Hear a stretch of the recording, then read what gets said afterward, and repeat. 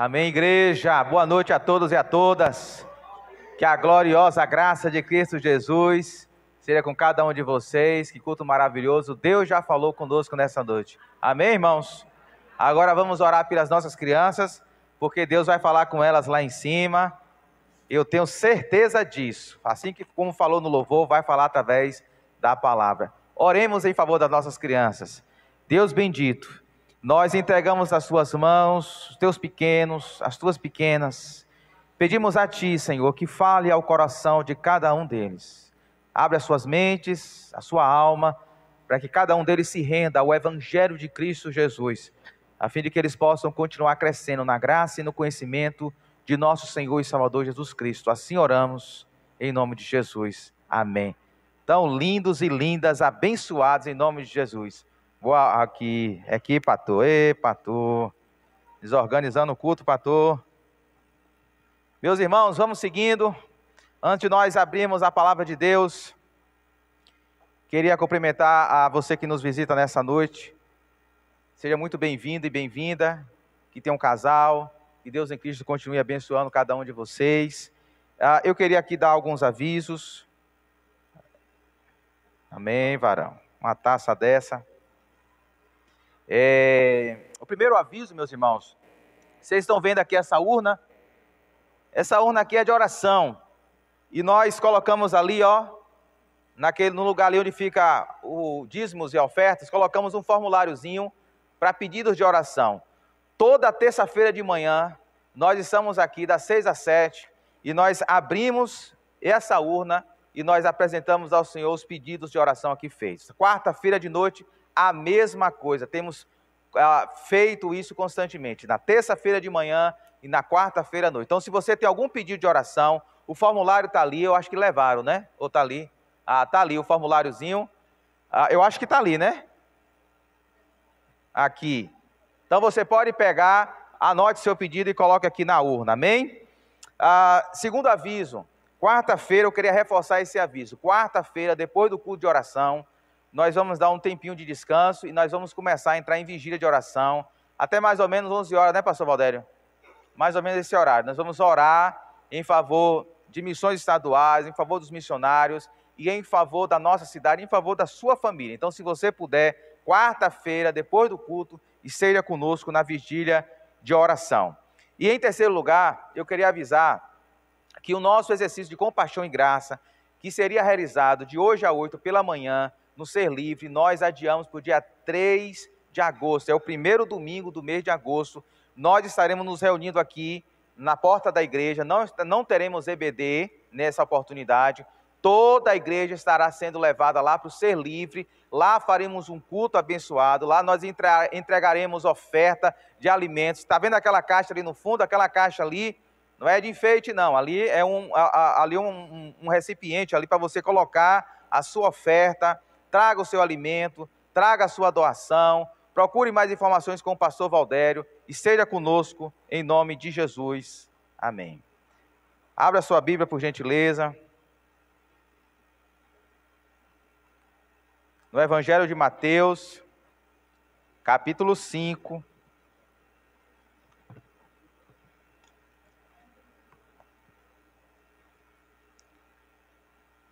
Você que nos visita, nós temos o costume de trabalhar em série de mensagens, e nós estamos com a série de mensagens baseada nas bem-aventuranças de Mateus capítulo 5, no Sermão do Monte, um dos primeiros grandes sermões de Jesus, o Sermão do Monte, o Sermão da Montanha. E nós temos refletido nas bem-aventuranças, e hoje nós já vamos para a sexta bem-aventurança, num total de 8. Bem-aventurados os puros de coração. Mateus 5, versos 1 ao verso de número 12. Vamos lá? Vendo as multidões, Jesus subiu ao monte e se assentou. Seus discípulos aproximaram-se dele e ele começou a ensiná-los, dizendo: Bem-aventurados os pobres em espírito, pois deles é o reino dos céus. Bem-aventurados os que choram, pois serão consolados.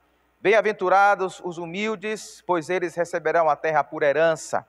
Bem-aventurados que têm fome e sede de justiça, pois serão satisfeitos. Bem-aventurados os misericordiosos, pois obterão misericórdia. Bem-aventurados puros de coração, pois verão a Deus. Bem-aventurados os pacificadores, pois serão chamados filhos de Deus. Bem-aventurados os perseguidos por causa da justiça, pois deles é o reino dos céus.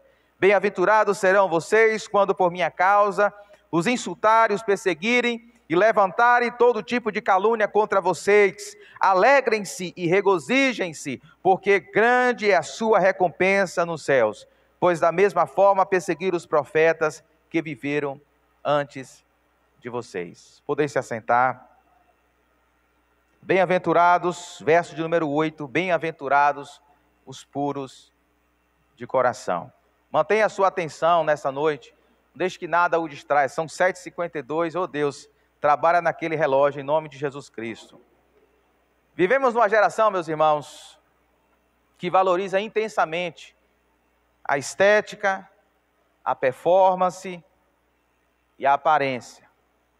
Os irmãos terem uma ideia, eu trouxe 2 pesquisas aqui bastante interessantes para a contextualização da nossa mensagem nessa noite. Em primeiro lugar, o site Valor Econômico divulgou recentemente um levantamento em que o mercado de estética movimenta aqui no Brasil cerca de 48 bilhões de reais. O mercado de estética movimenta por ano no Brasil 48 bilhões de reais. Somos o 3º país de todo o mundo que mais movimenta dinheiro quando o assunto é estética. Só perdemos para os Estados Unidos e para a China. Um segundo dado, e aqui eu trago agora da Sociedade Brasileira de Cirurgia Plástica, essa sociedade divulgou um dado bastante interessante. O Brasil é líder mundial de cirurgias plásticas estéticas. O líder mundial. A média de cirurgias, para vocês terem ideia, feita anualmente no Brasil, é de mais de 1,5 milhão de cirurgias plásticas. Virou moda na nossa sociedade brasileira as pessoas fazerem cirurgias meramente estéticas, cirurgias plásticas, para aperfeiçoarem, para melhorarem a sua aparência exterior.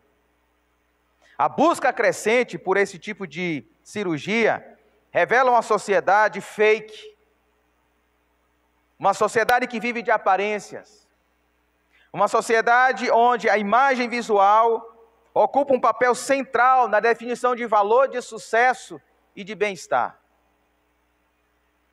Esses dados demonstram qual tem sido a preocupação de boa parte da população brasileira: manter uma aparência apresentável, bonita para as pessoas verem.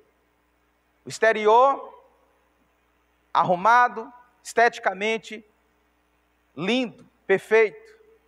Numa geração ou numa cultura como essa, a proposta de Jesus, ser de puro de coração, causa um grande escândalo. O que Jesus propõe para nós na bem-aventurança é que abençoados não são aqueles que, esteticamente falando, são puros, são apresentáveis.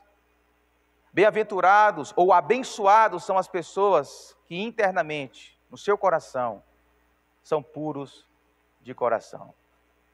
Essa é a proposta de Jesus. Então, dito isso, meus irmãos, à luz desse versículo de número 8, eu gostaria de trabalhar o seguinte tema com os irmãos: o caminho da verdadeira felicidade demanda um coração purificado pela graça. O caminho da felicidade demanda um coração purificado pela graça. Então, com sua Bíblia aberta, por favor, eu queria traçar algumas lições para nós baseado nesse versículo 8. E a primeira lição que Jesus me ensina aqui no versículo 8 é que o que nós podemos aprender é que o caminho da felicidade tem início quando nós reconhecemos que o nosso coração precisa ser purificado do pecado. A primeira lição que esse versículo 8 nos ensina, meus irmãos, é que nós temos uma grande necessidade, uma necessidade interior. Nós precisamos que Deus purifique o nosso coração. Nós precisamos que o nosso coração seja purificado ou melhor dizendo, purificado do pecado. Quando Jesus diz, bem-aventurados puros de coração, Ele não está ensinando para nós, meus irmãos, que existem pessoas que já nascem puras de coração e outras que não nascem puras de coração. E essas que nascem puras de coração são bem-aventuradas. Jesus não está dizendo aqui, meus irmãos, que bem-aventurados são aqueles que conseguiram a proeza por iniciativa própria, por esforço próprio, purificar os seus corações. Então, pelos seus esforços, pelos seus méritos, essas pessoas são bem-aventuradas. Jesus não está ensinando aqui para nós, meus irmãos, que todas as pessoas possuem o coração puro e por isso são felizes, são bem-aventuradas. Não! Nós vivemos numa sociedade onde cada vez mais as pessoas negam a culpa, negam o pecado, negam a maldade, negam a mácula do coração. Nós vivemos numa geração, numa cultura onde as pessoas negam o erro, transgressões, o nome ou o título pecado é descartado da nossa sociedade. Jesus não está dizendo aqui que todas as pessoas são puras de coração e por isso são bem-aventuradas, não. O que ele está dizendo aqui é que nós precisamos que o nosso coração seja purificado da mácula e do pecado. Para os irmãos terem uma ideia, nós vivemos numa geração, num tempo onde o relativismo moral tem entrado nas nossas casas, na TV, no smartphone e até mesmo na igreja. Eu trago aqui uma citação de um pastor recentemente falecido, John MacArthur. E John MacArthur escreve em um dos seus livros, Sociedade Sem Pecado. E ele traz um trecho bastante interessante. Nesse livro, Sociedade Sem Pecado, John MacArthur diz o seguinte: explicitamente,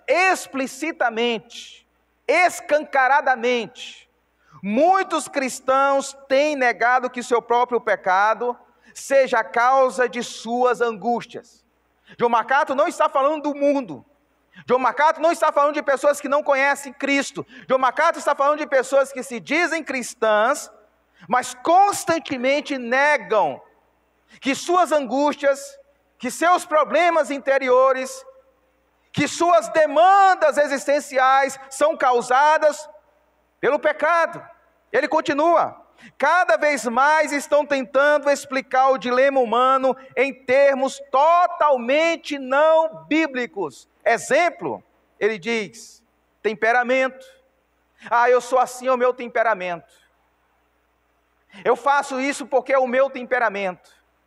Eu trato as pessoas dessa forma porque é o meu temperamento. Eu vivo dessa forma porque é o meu temperamento. Eu penso dessa forma porque é o meu temperamento. Ele continua: vícios, famílias desestruturadas. Eu sou dessa forma porque eu não cresci com um pai ou com uma mãe que me amavam. Eu sou dessa forma porque eu não recebi amor do meu pai e da minha mãe quando eu era criança. Por isso eu me tornei um adulto disfuncional. A criança interior, codependência e uma grande quantidade de outros mecanismos, diz John MacArthur, irresponsáveis de fuga, promovidos pela psicologia secular. São subterfúgios, esconderijos. A nossa sociedade cada vez mais não tem a capacidade de reconhecer: meu coração é impuro. O meu coração precisa ser purificado. O meu coração precisa ser transformado. Eu preciso buscar de Cristo uma transformação. Eu preciso buscar do Senhor uma purificação. Cada vez mais, pessoas do mundo e infelizmente cristãos estão delegando à psicologia aquilo que somente o Evangelho pode fazer. Nós estamos descartando a possibilidade e a existência da nossa necessidade de sermos verdadeiramente, meus irmãos, purificados do nosso pecado. Quando nós olhamos para o testemunho bíblico, meus irmãos, tanto no Antigo Testamento, quanto no Novo Testamento, a Bíblia é clara em dizer que o nosso coração é impuro. O nosso coração é mau. O nosso coração é enganoso. Por exemplo, quando eu leio Jeremias capítulo 17, verso 9, o profeta Jeremias escrevendo para Israel, o povo de Deus, o povo que frequentava os templos, o povo que frequentava os cultos. Jeremias não está escrevendo para os ímpios, Jeremias está escrevendo para o povo de Deus. E Jeremias, no capítulo 17, verso 9, diz assim: o coração é mais enganoso. Abre um parêntese aí, a palavra enganosa, ou engano, usada aqui pelo profeta, dá a ideia de armadilha. Quem aqui já pegou passarinho com arapuca? Já pegou? Você arma a arapuca, você bota um visgo, bota o alpiste e se esconde e deixa lá a arapuca. E de repente você pega o passarinho, ele cai na armadilha. Jeremias está dizendo que o nosso coração, ele constantemente arma armadilhas contra nós, para nos desviar dos propósitos de Deus, para nos desviar da vontade de Deus, para nos desviar dos caminhos do Senhor. Ele diz: o coração é mais enganoso que qualquer outra coisa, e sua doença é incurável. Se eu pudesse pedir permissão a Jeremias, eu colocaria uma vírgula aqui e diria: humanamente incurável. O nosso coração é humanamente incurável. E ele termina com a pergunta: quem é capaz de compreendê-lo? É claro que é Deus. O nosso coração é impuro. O nosso coração, ele arma constantemente armadilhas para nos desviar da vontade de Deus. Quem é que pode compreender o nosso coração e purificá-lo? A resposta é Deus. Agora vai comigo para o Novo Testamento, Mateus capítulo 15. Porque aí eu não vou citar agora um profeta, eu vou citar agora o próprio Senhor e Salvador Jesus Cristo. Mateus 15, 9. Jesus faz uma afirmação, meus irmãos, e o contexto é o seguinte: os fariseus, os religiosos que se preocupavam com a aparência, chegaram para Jesus e falaram: por que os teus discípulos não lavam as mãos antes de comer? Porque os fariseus, os religiosos, se preocupam com a aparência, com a performance. E aí Jesus dá essa resposta firme e contundente. Ele diz: pois do coração, do coração saem os maus pensamentos, os homicídios, os adultérios, as imoralidades sexuais, os roubos, os falsos testemunhos e as calúnias. Jesus está dizendo que o nosso comportamento mau, nós pecamos, porque o nosso coração é pecador. O pecado está enraizado, não simplesmente no nosso comportamento, ele está enraizado no nosso coração. É o nosso coração que precisa ser purificado, e ele é externado através do mau comportamento, através das nossas práticas. O que Jeremias e Jesus querem nos ensinar, meus irmãos, é que nós precisamos reconhecer que o nosso coração precisa de purificação. A menos que nós reconheçamos a impureza do nosso coração, jamais alcançaremos a bênção de Deus, jamais encontraremos o caminho da felicidade, jamais encontraremos redenção. Se nós queremos ser transformados pelo Senhor, se nós queremos ter uma vida transformada pelo poder do Evangelho, se nós queremos ter a nossa vida redimensionada pela graça de Deus, o primeiro passo, diz Jesus Cristo, é reconhecer que o nosso coração é impuro. Enquanto eu me esconder atrás de desculpas, enquanto eu me esconder atrás de capas, atrás de armaduras, atrás de terceirizações, de psicologia barata, eu jamais vou ser transformado pelo Senhor.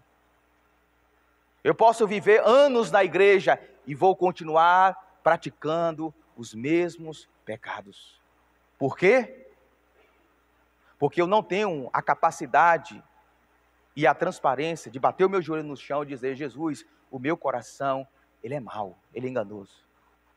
Eu preciso da tua graça. Eu preciso da tua transformação. E a pergunta que eu faço para os nossos corações nessa noite, meus irmãos: você tem o hábito de reconhecer a impureza e o engano do seu coração? Nos teus momentos devocionais, nos teus momentos a sós com Jesus, aqueles momentos, meus irmãos, que nós temos sozinhos com Jesus, que nem o nosso cônjuge está do lado, nem os nossos filhos, ninguém, só nós e Jesus, nós temos a coragem de dizer: Jesus, meu coração é muito orgulhoso, meu coração é muito vaidoso, Jesus. Ah, Jesus, o meu coração, ele é tão mau, Senhor. E quando eu menos percebo, eu acabo falando mal das pessoas. Meu coração é maligno, Senhor. Purifica o meu coração. Nós temos esse hábito, meus irmãos, de dar nome aos nossos pecados. Ah, Deus, o meu coração gosta tanto de ser amado, tem tanto anseio por ser amado, Senhor, que eu fico buscando a aceitação das pessoas, o elogio das pessoas, porque o meu coração é vazio de Ti, eu preciso de Ti. Nós reconhecemos isso? Ao meditar nas Escrituras, a voz de Cristo consegue alcançar o nosso coração, a ponto da gente perceber quais são as nossas fraquezas e pecados. Meus irmãos, nós precisamos, no nosso relacionamento com Cristo, dizer claramente para o Senhor: Jesus, purifica o meu coração, porque ele é mau. Nós precisamos reconhecer isso. E em segundo lugar, Jesus me ensina nessa passagem, que se o primeiro passo é reconhecer que o nosso coração é pecador e impuro, eu posso aprender que o caminho da felicidade passa em permitirmos que a graça de Cristo purifique o nosso coração. Não basta apenas a gente reconhecer que nós somos pecadores, impuros. É preciso corrermos para a pessoa certa, é preciso corrermos para o lugar certo, e a pessoa certa é Jesus Cristo, e Ele está aqui nesta noite, amém, irmãos? É Ele que pode purificar o nosso coração. Ele está aqui nessa noite, Ele foi adorado aqui nessa noite, Ele está passeando no meio da sua igreja, como diz em Apocalipse. É Ele que pode purificar o nosso coração de toda impureza. Nós precisamos reconhecer que nós somos pecadores e impuros, e nós precisamos permitir que a graça de Cristo, o poder de Cristo, nos purifique de todo o pecado. Quando Jesus diz: bem-aventurados puros de coração, Ele usa uma palavra, meus irmãos, muito importante. Eu gostaria que você aprendesse aqui nessa noite. A palavra puro ou pureza, usada aqui por Jesus, é muito importante, porque ela era usada inicialmente para indicar a lavagem de uma roupa suja. Sabe aquela roupa encardida? Sabe aquela roupa cheia de graxa? Aquela roupa suada? E de repente você não tem vontade nem de tocar. Você pega assim, a mulher pega assim, ó. Às vezes eu coloco, eu tenho o costume de andar de bicicleta, e naturalmente soa, né? A roupa da bicicleta ela vai suar. E quando Rita vai pegar para lavar, ela sente assim, não. Ela pega assim e afasta porque está fedendo.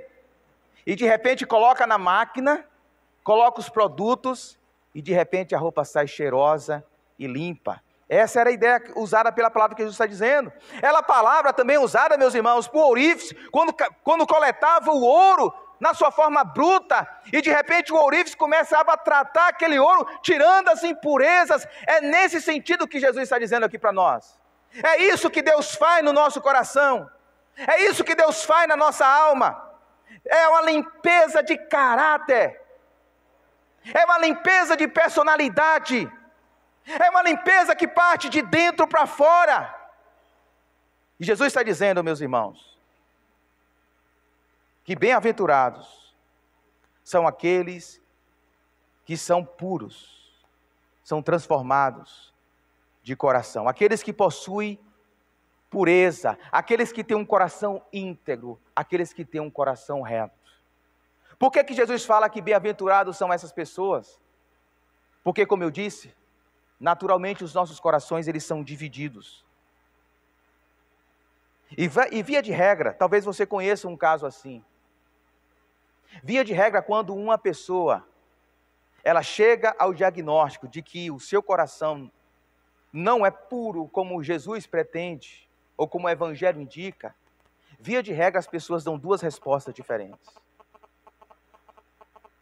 A primeira resposta são pessoas que, reconhecendo a sua impureza, não querem saber nada de Deus. Não querem saber da igreja. Elas acham que jamais vão conseguir chegar ao patamar, ao padrão do evangelho. Então elas se afastam, como o filho pródigo, por exemplo. Se afastam da casa do pai e querem viver as suas vidas do jeito que elas querem viver. Uma outra resposta também perigosa essa, é a resposta farisaica. Porque os fariseus, na época de Jesus, eles sabiam que não conseguiam dar conta.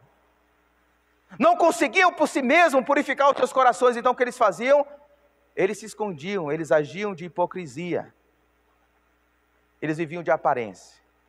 Observe comigo o que Jesus diz aos fariseus, condenando essa postura. São duas posturas completamente opostas e que o Evangelho descarta todas as duas. Mateus 23, verso 25 a 26, Jesus dá uma palavra forte para os fariseus, que eram os religiosos daquela época. Ele diz o seguinte: ai de vocês, mestres da lei e fariseus, hipócritas, vocês são como sepulcros caiados, bonitos por fora, esteticamente bonitos, esteticamente religiosos, esteticamente puros, esteticamente transformados, bonitos por fora, diz Jesus, mas por dentro estão cheios de ossos e de todo tipo de imundícia. Assim são vocês, por fora parecem justos ao povo, mas por dentro estão cheios de hipocrisia e maldade. Os fariseus sabiam que não conseguiam dar conta de purificar os seus corações, então o que eles faziam? Eles fingiam que os seus corações eram puros. E Jesus condena, meus irmãos, esse tipo de atitude, porque o que Jesus quer fazer na minha e na sua vida, não é fingir que está tudo bem, e também não quer que a gente se afaste dele. A vontade de Jesus é que a gente reconheça a nossa impureza, reconheça as nossas dificuldades espirituais, e nos voltemos para ele, arrependidos, contritos, confessando os nossos erros, e sendo alcançados pelo poder da graça de Cristo. Eu fico olhando, por exemplo, o apóstolo Paulo. Talvez você já leu Romanos capítulo 7. E em Romanos capítulo 7, Paulo fala que ele também enfrentava essa luta interior. Uma hora ele queria buscar a Deus. Uma hora ele queria estar no ambiente da igreja. Uma hora ele queria fazer a vontade de Deus. Uma hora que ele tinha sede e fome da palavra e de oração. Outra hora, ele estava frio. Estava em pecado. Estava distante. Ele diz isso em Romanos capítulo 7. Mas a decisão de Paulo não foi nem fingir que estava tudo bem, como os fariseus, e criar uma maquiagem espiritual para dizer que está tudo certinho, mas também a vontade de Paulo não foi se afastar de Cristo. Leia comigo, por gentileza, Romanos capítulo 7, verso 22, 23, para você entender a luta do apóstolo. Ele diz assim: no íntimo do meu ser, tenho prazer na lei de Deus. Ele tem prazer na lei de Deus no íntimo do seu ser. Mas vejo outra lei atuando nos membros do meu corpo, guerreando contra a lei da minha mente, tornando-me prisioneiro da lei do pecado. Ele vive essa luta, essa tensão. No íntimo ele tem sede de Deus, mas na sua carne, na sua natureza, ele vê uma lei, a lei do pecado, querendo ainda escravizá-lo, tornando o seu coração ainda impuro. E aí então no verso de número 24, ele diz: miserável homem que eu sou. Ele reconhece, ele não esconde, ele não usa de produtos, de cosméticos espirituais, ele não se esconde diante de Deus. Miserável homem que eu sou. E ele faz uma pergunta categórica, meus irmãos: quem me libertará? Quem é que pode me purificar? Quem é que pode me tirar dessa tensão? Quem é que pode tornar meu coração puro? Quem é que pode transformar a minha mente? Quem é que pode transformar meu coração? Quem é que pode me fazer um novo homem, uma nova mulher? Quem me libertará? E aí, então ele rompe em gratidão, em louvor ao Senhor. E ele diz: graças a Deus por Jesus Cristo, o nosso Senhor. É Ele, é Jesus Cristo que pode nos libertar, que pode nos transformar, que pode purificar o nosso coração. Ele pode transformar a sua vida, Ele pode transformar o seu coração, Ele pode purificar a nossa mente, a nossa alma de todo o pecado, porque na cruz Jesus Cristo assumiu os nossos erros. Na cruz, Jesus Cristo assumiu os nossos pecados. Na cruz, Jesus levou sobre si as nossas impurezas. O único ser humano puro, subiu numa cruz e assumiu o lugar de impuros. Assumiu o nosso lugar. Para quê? Para que a gente continue a nossa vida de impureza? Não. Para que o seu coração, para que o meu coração, alcançados pela graça, seja transformado pelo poder da cruz. Somente a graça de Deus pode purificar o nosso coração. Eu fico observando, meus amados, a vida de Davi.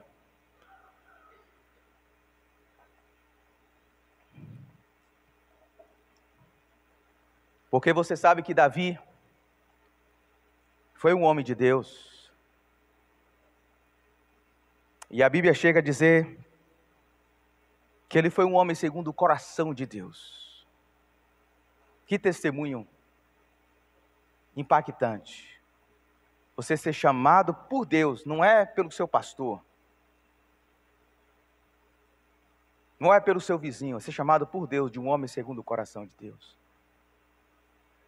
Mas Davi, assim como eu e você, tem uns pés de barro. E ele pecou feio. Às vezes, quando nós olhamos para a história de Davi, nós falamos que Davi pecou, nós só lembramos do adultério. Mas nós nos esquecemos de outros pecados tão sutis e tão venenosos como aquele.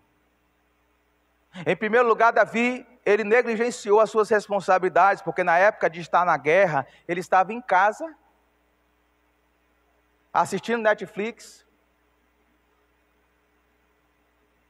dormindo até 11 horas da manhã, uma ociosidade fenomenal. Olha para uma mulher, eu quero ela, eu desejo ela, quero ela na minha cama. Arquiteta o homicídio, o assassinato de um dos melhores soldados dele, um dos valentes dele, um dos homens que lutou muitas e muitas batalhas para defender a pele de Davi.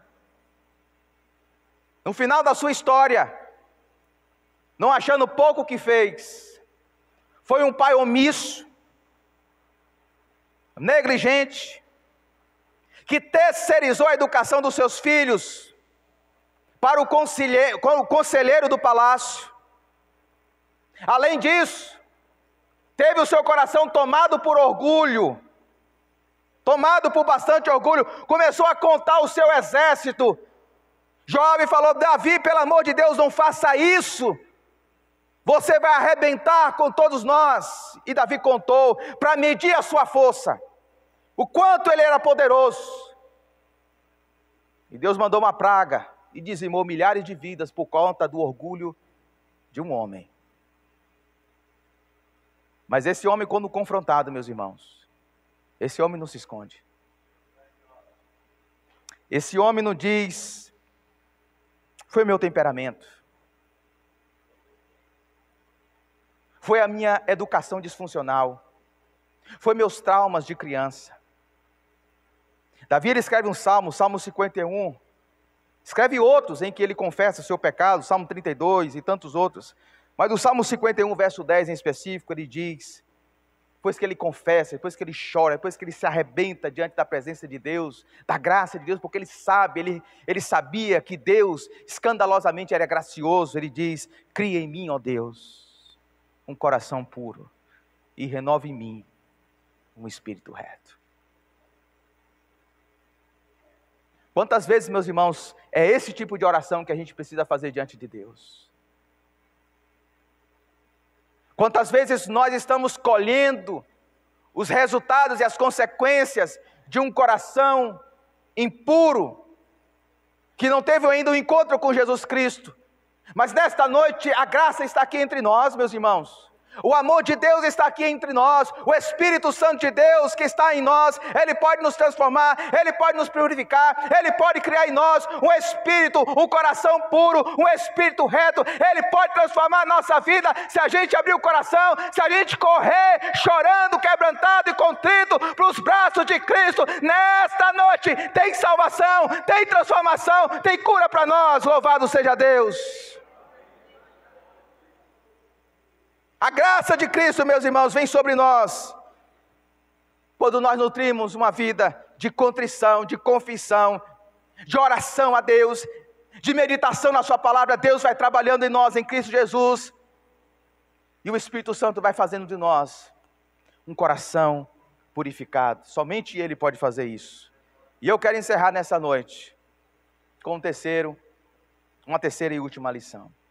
Em primeiro lugar, nós falamos que o caminho da felicidade passa em a gente reconhecer: o meu coração, ele é impuro. Eu preciso conhecer isso. Eu preciso abrir o jogo para Deus. Segundo, eu preciso correr para onde? Para Cristo. Nem fugir da presença dEle como o filho pródigo, mas também nem me esconder como os fariseus. Eu preciso correr para Cristo. E em terceiro lugar, podemos aprender que o caminho da felicidade alcança seu objetivo final em contemplar a face de Deus. Para onde Deus está nos conduzindo? Para onde o Espírito Santo está nos conduzindo? Para o lugar da onde nunca deveríamos ter saído. Nós fomos criados para Deus, meus irmãos. Nós somos criados para a glória de Deus. Nós somos criados para estar com Deus. Nós somos criados para contemplar a Deus. E Jesus diz claramente: bem-aventurados os puros de coração, pois, ou porque, Jesus está explicando o porquê bem-aventurado, ou porquê abençoado é o puro de coração. Por quê? Qual é a consequência de sermos transformados e moldados pela graça de Deus? Nós contemplamos o próprio Senhor. E quando Jesus usa essa expressão, pois verão a Deus, Ele está falando da própria presença de Deus. Ele está falando que os puros de coração alcançará o desejo, a ânsia do nosso coração, que é pela presença de Deus, nós veremos a Deus. E interessante a forma como Jesus constrói essa afirmação, porque o termo que Jesus usa aqui dá a ideia de um futuro verão, mas é um futuro contínuo. Não é algo pontual. Nós eternamente estaremos com Deus. Eternamente veremos a Deus. E essa promessa, meus amados irmãos, tem dois aspectos. Primeiro, presente, e o outro, futuro. Por que presente, pastor? Porque a palavra de Deus nos diz claramente que quando Jesus ascendeu aos céus, Ele enviou o que para a igreja? O Espírito Santo. O Espírito Santo na minha vida e na sua vida é o próprio Deus, habitando não mais em templos feitos de blocos, de pedra, feito por mãos humanas. O templo do Antigo Testamento apenas era um símbolo, apenas era um farol indicando para o grande projeto de Deus no futuro, que era habitar dentro do seu povo, no meio do seu povo. É Deus conosco, é Deus Emanuel, o Espírito Santo na sua vida, o Espírito Santo habitando você, é a presença do Deus Todo-Poderoso, em vasos de barro como nós. Deus está em nós, Deus está agindo em nós, purificando o nosso coração, nos levando, meus amados irmãos, a discernir gradativamente sua presença, seus caminhos. O Espírito Santo em nós nos dá luz, nos dá discernimento, para que a gente perceba Deus nas mínimas coisas, na providência do dia a dia, no pão nosso de cada dia que chega até a nossa mesa. É Deus conosco. Nos livramentos que nós temos, no trânsito, nas ruas, nas viagens, na saúde, nas curas, é Deus agindo em nossas vidas. A presença do Espírito Santo em nós, é Deus mostrando para mim e para você: eu estou aqui com você, eu estou te guiando, eu estou te sustentando, eu estou te transformando, eu estou aqui. No entanto, meus amados, o apóstolo Paulo diz, e eu concordo com ele, que é a presença de Deus que nós contemplamos agora está apontando para algo extraordinariamente maior, que vai acontecer quando Cristo voltar. Porque em 1 Coríntios capítulo 13, verso 12, Paulo ele diz o seguinte: agora, pois, vemos apenas um reflexo obscuro, como em espelho. Mas então veremos o quê? Face a face. Hoje nós vemos meio que obscuro, mas haverá um dia que nós veremos Deus face a face. Agora conheço em parte, então conhecerei como? Plenamente. Da mesma forma como sou plenamente conhecido. Paulo está dizendo que o Espírito Santo em nós, purificando as nossas vidas, conduzindo as nossas vidas, guiando as nossas vidas, direcionando as nossas vidas, transformando as nossas vidas, redimindo as nossas vidas, é nos conduzindo, é Deus nos direcionando para o grande projeto do Senhor, o grande projeto futuro, dele se revelar a nós de maneira plena, de forma que eu o conheça, como hoje Ele me conhece. Você já imaginou isso? Olhar Deus face a face, contemplar a face de Cristo, estar com o Senhor. E essa promessa, meus irmãos, essa esperança é o que nos sustenta diante das nossas dificuldades e diante das nossas tentações. Porque diante das tentações que nós temos, de continuar com o nosso coração impuro, de continuar nos escondendo da graça de Deus, o Senhor Jesus Cristo revela a sua promessa a mim e a você. Ei, se você permitir eu purificar o seu coração, eu te digo que eu vou voltar.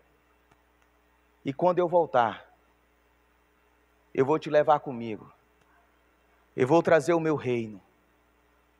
Eu vou me apresentar a você. Os mortos em Cristo Jesus, eles serão transformados em um corpo glorioso. Não haverá mais enfermidade. Não haverá mais velhice.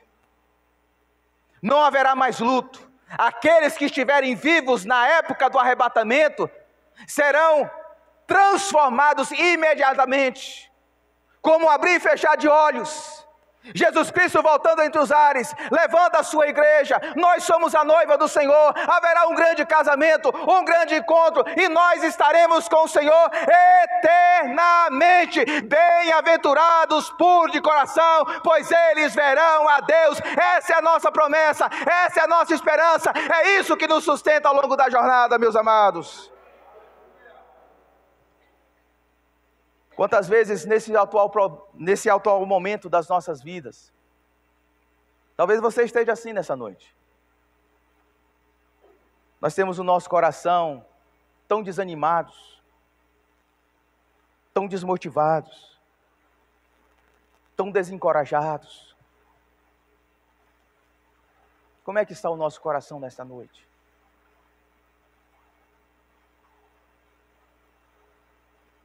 Quando Jesus diz, bem-aventurados puros de coração, pois eles verão a Deus, Ele traz essa promessa para uma multidão de pessoas que estavam perdidas, sem ovelhas que não têm pastor.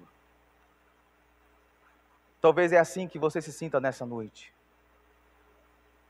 Desanimado, pressionado por tantos problemas, mas Jesus está dizendo para mim e para você,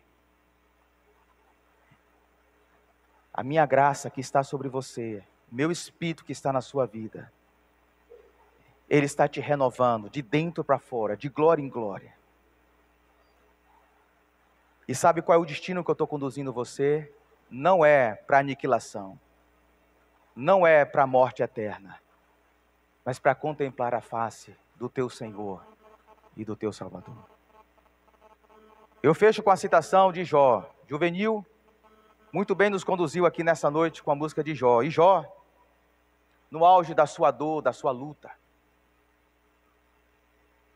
um homem provado e testado, no capítulo 19, verso 25 a 27, cheio de úlceras, com a pele toda necrosada, abandonado, sem expectativa.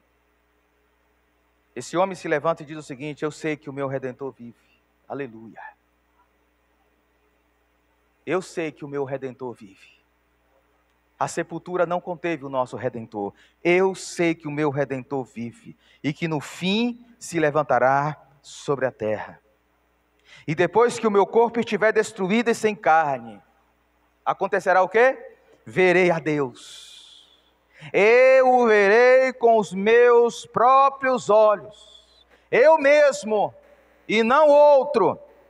Como anseia no meu peito o coração. O anseio desse homem é por ver a Deus. Esse homem não nega a sua fé. Esse homem não desiste de confiar no Senhor. Esse homem não abre mão de adoração do Senhor, porque ele olha para frente, ele olha para a promessa, ele olha para a esperança, e ele diz para todo mundo ouvir, para os seus amigos, para os seus vizinhos, para os seus algozes: eu sei que o meu Redentor vive, e no final ele se levantará sobre a terra, e eu o verei como eu sou visto. Louvado seja o nome do Senhor.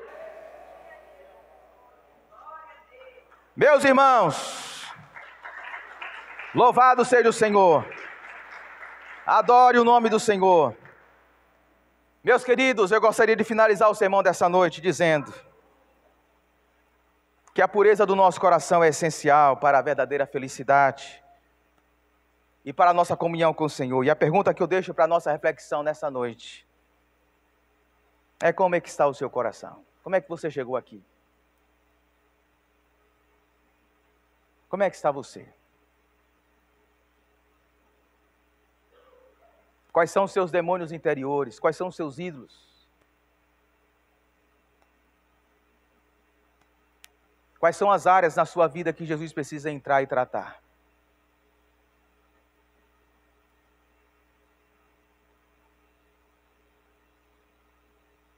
Qual é a perspectiva do seu coração que você necessita hoje, que a graça de Deus alcance e lhe redima? Essa noite de você refletir e entregar para o Senhor. Você não vai poder se transformar sozinho. Seu terapeuta, ele não vai conseguir resolver seu problema. Desabafar com o vizinho, seu pastor, não vai mudar o seu coração. Somente Jesus Cristo, Ele pode transformar. E nessa noite Ele está aqui. Bem-aventurados puros de coração. Ser puro de coração não significa não cometer equívocos, não errar, não tomar decisões equivocadas na vida. Ser puro de coração é reconhecer que é pecador e buscar a transformação na graça de Cristo Jesus. Nessa noite tem alguém aqui que quer se render à graça de Cristo Jesus? Ele quer purificar o seu coração. Você que nos visita, você que ainda não serve ao Senhor, se você não abrir o seu coração e se deixar moldar e purificar pelo Senhor, você jamais verá a Deus, jamais. Só existe uma forma de nós vermos ao Senhor, é permitirmos que Jesus Cristo purifique o nosso coração. Sem santidade, ninguém verá o Senhor. E você que já serve ao Senhor, eu gostaria que você fechasse os seus olhos e orasse comigo. Faça um exame na sua vida. Olhe para o seu coração. Não subestime o seu coração. Nosso coração é enganoso. O nosso coração arma armadilhas constantemente contra nós. O nosso coração cria justificativas, narrativas paralelas, para nos convencer a continuarmos do mesmo jeito. Mas nessa noite o Senhor nos convida a uma transformação. Bem-aventurados puros de coração. Bem-aventurados aqueles que olham, têm a coragem de olhar para dentro de si e reconhecer a sua miséria, os seus desvaneios, os seus pecados, a sua impureza. e tem coragem de recorrer à graça de Cristo Jesus, nesta noite, Jesus Cristo, nós estamos aqui. Nós estamos aqui, Senhor, não porque nós somos plenamente puros de coração. Nós não somos. Nós estamos aqui nesta noite, meu Senhor Deus, não porque, eu diria, nas últimas 24 horas, não pensamos, não sentimos, não falamos ou não agimos contrário à Tua palavra. Não, nós pecamos, nós falhamos, nós erramos. Nós temos, meu Deus, limitações. Quando a gente nem pensa, nem imagina, vem um sentimento, vem um pensamento. Quando a gente se percebe, já pensou, já sentiu. Nós precisamos que o Senhor nos purifique. Porque somente Jesus Cristo, o homem perfeito, Deus homem, que entrou na história e viveu toda a sua vida sem dolo, sem pecado. Diz a Tua palavra em Isaías capítulo 53, que Ele não tinha dolo, não tinha culpa. E Ele assumiu a nossa impureza. Ele assumiu os nossos pecados. Não para que a gente comece pela graça e termine pelas obras, não, mas para que a gente sempre viva pela graça. É essa graça que nós te clamamos nessa noite. É essa graça que nós te pedimos, Senhor Deus. Purifica o meu coração, purifica o coração dos meus irmãos. Purifica, Senhor, de todo orgulho. Nós somos orgulhosos por natureza. Nos destrona do nosso trono de orgulho. Nos esvazia, nos humilha, nos dê um coração humilde. O nosso coração é vaidoso por natureza. Nós gostamos de ser elogiados, nós gostamos de ser aplaudidos, nós gostamos de ser aceitos, nós ansiamos pelo amor das pessoas e muitas vezes nos frustramos porque nós estamos buscando amor na fonte errada, quando somente Jesus Cristo pode preencher o nosso coração de amor. O nosso coração é vaidoso, o nosso coração é invejoso, Senhor. Nós não conseguimos admitir, falar, expressar, mas nós lutamos contra isso. Quantas vezes, Senhor, criamos um perfil fake para nos relacionar com o Senhor? Quantas vezes não é o Daniel que se relaciona com o Senhor? É uma persona, é um personagem que eu crio para lidar com o Senhor, para se relacionar com o Senhor, mas o Senhor não decidiu lidar e se relacionar com um perfil fake. O Senhor quer tratar conosco, com o verdadeiro Daniel, que só o Senhor sabe quando está no privado da sua casa, com o verdadeiro eu de cada um dos irmãos que está aqui nessa noite, quando ninguém nos vê, quando ninguém nos percebe, quando as luzes da ribalta se apagam, quando não tem holofote, quando não tem público, quando não tem ibope, quando ninguém está conosco, só o Senhor nos conhece. Som do nosso coração, meu Deus, nessa noite, vê se há algum caminho mau, nos purifica, nos transforma, nos redime, nos perdoa, mas em nome de Jesus, não permita que sejamos mais os mesmos, não permita que a gente banalize o pecado, não permita que a gente brinque com o pecado, meu Deus, não permita, meu Senhor Deus, que a gente comece a argumentar, a se justificar os nossos erros, as nossas falhas, as nossas lacunas, desperdiçando a oferta da graça todos os dias. Nós precisamos da Tua graça nessa noite, amanhã, semana que vem, mês que vem, ano que vem. Nós precisamos da Tua graça todos os dias, pois é dessa forma que nós veremos o Senhor. Em nome de Cristo Jesus, assim oramos. Que o Senhor te abençoe e te guarde. Que o Senhor faça resplandecer o seu rosto sobre ti e te conceda a graça. Que o Senhor volte para ti o seu rosto e te dê a paz, em nome de Jesus. Amém. Que Deus em Cristo vos abençoe, meus irmãos. Em nome de Cristo Jesus. Amém.